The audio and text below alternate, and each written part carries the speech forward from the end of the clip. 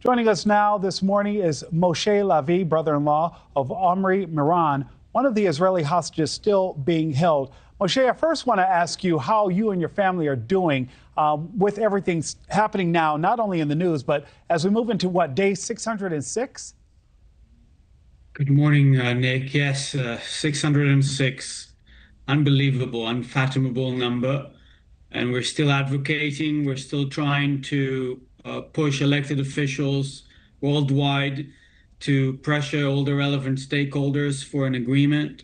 We're still trying to bring the stories of the hostages, whether in the media and social media, and of course in those rallies, especially on Sundays, like the one that took place in Boulder, Colorado.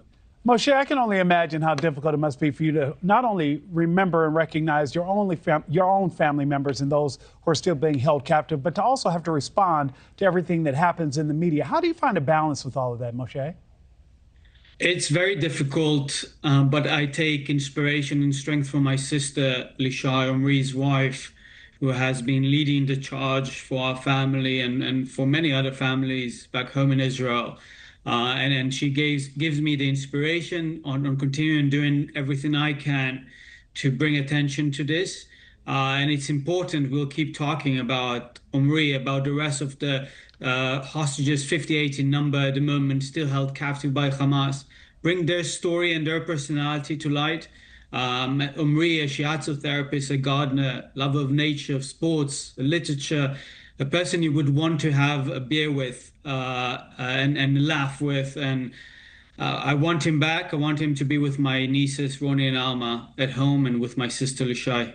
Well, Moshe, I just want to let you know that we definitely appreciate how sensitive it has to be for you and difficult, but also appreciate your time. How did you react when you learned that this attacker struck a gathering that's only purpose was to just call attention to the hostages?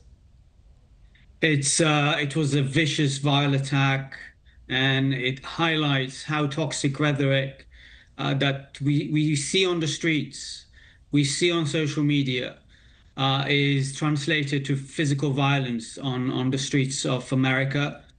The grassroots organization that organized that rally, Run for the Lives, started a few weeks after the October 7th massacre in order to raise attention, in order to promote a resolution to the conflict that includes the unconditional release of the hostages.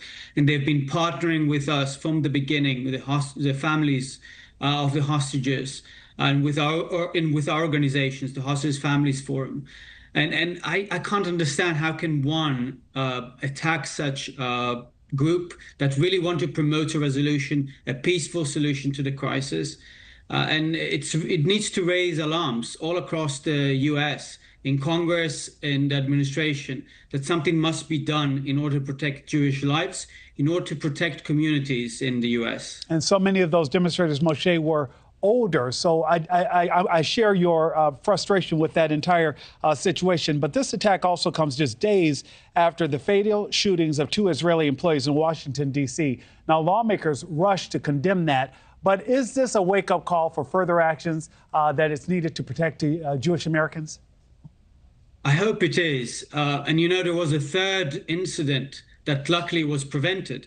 There was a potential shooter in Michigan who was arrested on time before he was exercising what he wanted to do, which is shooting at a Jewish daycare, so killing Jewish children. And this is a pattern. And I think we need to do more than just providing cheap words of support.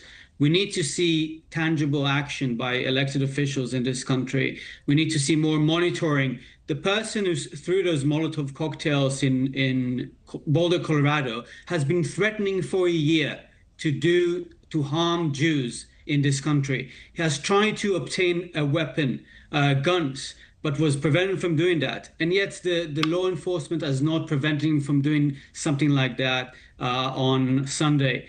We need to increase monitoring. We need also to see elected officials standing with the Jewish community, and we need community leaders across the political spectrum, across religions, to stand with their Jewish brethren, just like we as Jews need to stand with other minorities and protect them when they are facing harm.